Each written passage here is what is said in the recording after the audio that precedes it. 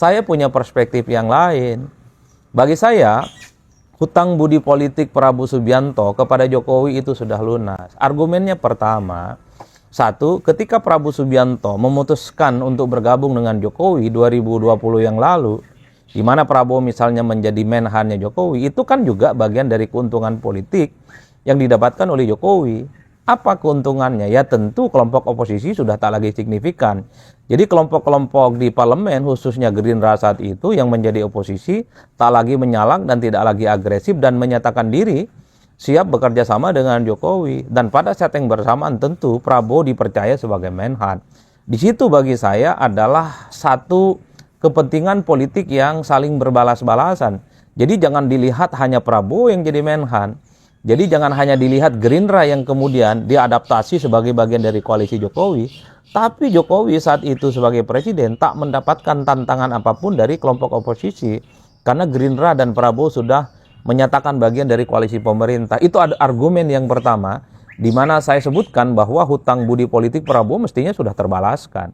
Nah yang kedua tentu adalah bahwa ketika ada argumen yang mengatakan bahwa Prabowo jadi presiden tentu tidak bisa dilepaskan dari peran besar Jokowi. Ya memang tidak bisa dibantah. Tapi Prabowo secara langsung sebenarnya sudah bisa membalas bagaimana peran Jokowi itu juga dibalas dengan peran Prabowo dengan cara menjadikan Gibran sebagai wakil presiden. Betul bahwa Jokowi mendukung Prabowo jadi presiden dan terbukti terpilih. Tapi ingat, Prabowo juga punya andil besar telah menjadikan Gibran sebagai wakil presidennya Prabowo yang kita tahu notabene-nya adalah anaknya Jokowi. Jadi itu yang saya kira menjadi hutang yang sudah dibalas secara tunai sebenarnya oleh Prabowo Subianto kepada Jokowi. Karena belum tentu kalau Gibran itu misalnya disorongkan kepada Ganjar Pranowo yang menjadi jagoan PDIP akan diterima. Buktinya PDIP kan menolak. Menolak apa usulan-usulan dari Jokowi. Misalnya ketika Gibran misalnya juga ingin bersandingan dengan Anies Baswedan, itu kan hal-hal yang sangat mustahil untuk bisa terjadi dalam Pilpres 2024 yang lalu. Itu artinya apa? Satu-satunya cara menjadikan Gibran sebagai wakil presiden dengan cara bagaimana Prabowo Subianto juga menerima bagaimana Gibran menjadi wakil presiden. Disitulah yang saya sebutkan sebagai win-win solution. Itu adalah argumen yang kedua, bagaimana sebenarnya Prabowo secara langsung sudah membayar tunas bagaimana hutang politik yang sudah diberikan Jokowi kepada Prabowo. Yang ketiga, kalau kita membaca ya satu persatu secara detail, begitu banyak kabinetnya Prabowo saat ini adalah orang-orang yang kemudian menjadi orang-orangnya Jokowi. Kita bisa listing satu persatu, mulai dari menteri, mulai dari wakil menteri, kepala badan, dan seterusnya, adalah mereka yang teridentifikasi sebagai orang-orangnya Jokowi.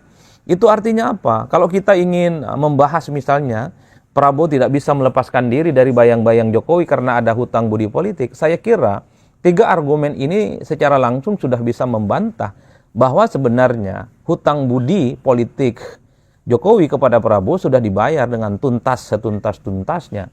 Oleh karena itu bagi saya di 100 hari di mana Prabowo sudah jadi presiden, mestinya ke depan sudah tak ada lagi wacana yang selalu mengait-ngaitkan bagaimana pengaruh Jokowi, bagaimana bayang-bayang Jokowi kepada Prabowo itu masih ada. Ini adalah momen sebenarnya bagi Prabowo, bagi Gerindra, dan bagi Kim khususnya untuk menunjukkan kepada publik bahwa Prabowo setelah jadi presiden, ketika Prabowo sudah dilantik menjadi orang nomor 1 di negara kita ini, tentu tak ada lagi ceritanya ada pihak lain termasuk Jokowi atau siapa saja yang bisa mengintervensi misalnya bagaimana keputusan politik yang kemudian akan dijalankan oleh Prabowo di masa-masa yang akan datang. Kita kan masih ingat persis, dulu kan banyak orang yang marah kepada PDIP karena misalnya PDIP masih menuduh Jokowi sebagai petugas partai. Dulu begitu banyak orang yang tidak suka dengan Jokowi karena keputusan-keputusan politik Jokowi itu diintervensi oleh PDIP. Nah tentu kita juga tidak mau bagaimana Prabowo Subianto yang sudah terpilih jadi presiden, dalam banyak hal masih ada wajah Jokowi di situ. Itulah yang saya kira harus difikirkan oleh Gerindra dan partai-partai pendukung Prabowo di masa-masa yang akan datang. Tentu untuk menjaga marwah Presiden Republik Indonesia, Prabowo Subianto, bahwa dalam setiap tingkah laku politiknya, dalam setiap keputusan-keputusan politiknya, tak ada wajah-wajah lain di negara ini. Assalamualaikum warahmatullahi wabarakatuh. Salam damai negeriku. Dalam video ini kita telah melihat dan mendengarkan sebuah cuplikan video yang begitu menarik dan mengundang banyak perhatian yang disampaikan oleh Adi Prayitno. Tentu saja hal-hal yang seperti ini memberikan kita sebuah pemahaman baru bagaimana kita menilai perjalanan politik di negeri tercinta ini. Presiden Prabowo Subianto sudah genap 100 hari memimpin Indonesia.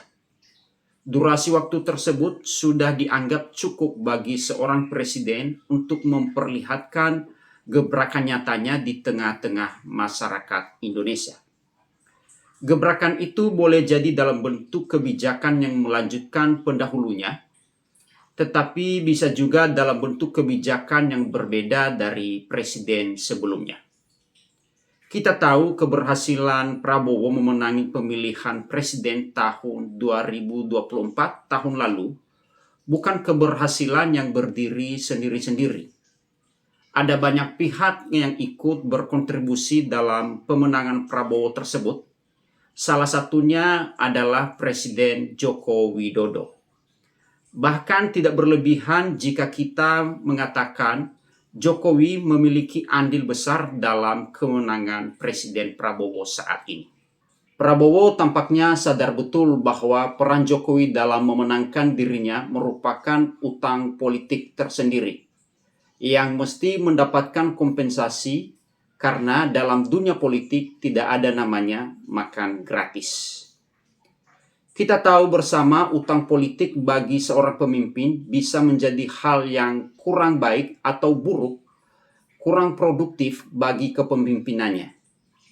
Ia bisa saja tidak bebas dalam mengkreasikan kebijakan politiknya karena berhadapan dengan intervensi dari pihak-pihak yang berjasa atau yang memberikan utang politik kepadanya. Nah, dalam kasus pemerintahan Prabowo ini, menarik untuk kita membedakan apakah utang politik berpengaruh terhadap kebijakan dan sikap politik Prabowo. Mampukah seorang Prabowo bersikap mandiri dalam melahirkan kebijakan dan sikap politik? Atau akankah Prabowo selamanya berada dalam bayang-bayang Joko Widodo karena terbebani dengan utang politik? Nah, jika dianalisis secara seksama, sejak kampanye Pilpres, Prabowo secara tegas mengidentifikasikan dirinya sebagai bagian dari lingkaran politik Joko Widodo.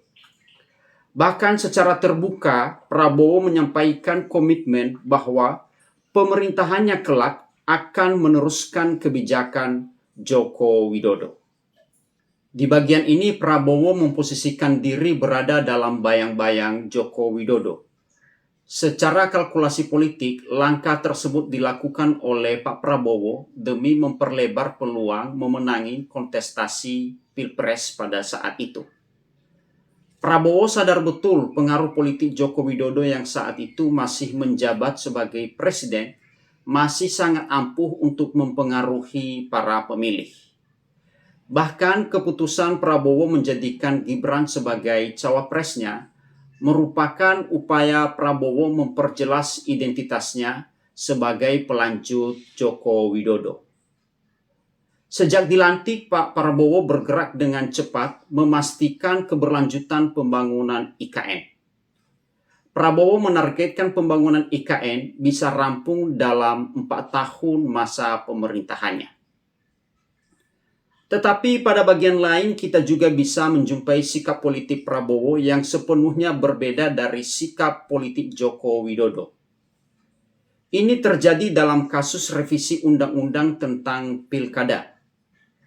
Revisi undang-undang pilkada yang berupaya dipaksakan oleh DPR waktu itu merupakan manuver senyap Joko Widodo untuk mendorong putranya Kaisang Pangarep maju di pilkada sebagai calon gubernur. Nah, jika mengacu pada keputusan MK, otomatis Kaisang tak bisa melanjut ke pilkada karena terhalang usia.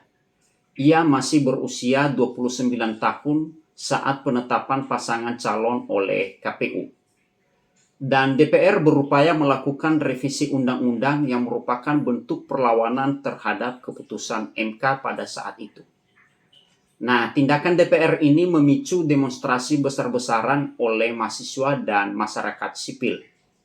Beredar kabar pada waktu itu bahwa Pak Prabowo tidak sepakat dengan manuver DPR yang ingin merevisi Undang-Undang Pilkada.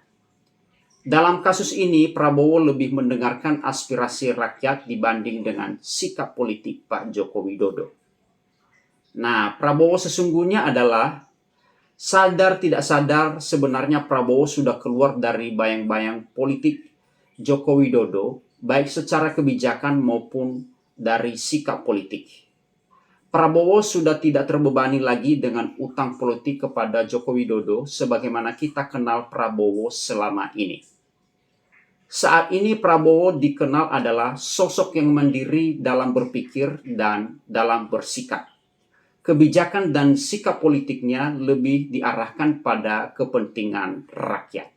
Boleh jadi periode 100 hari pemerintahannya kemarin masih menjadi bulan madu politik antara Pak Prabowo dan Joko Widodo.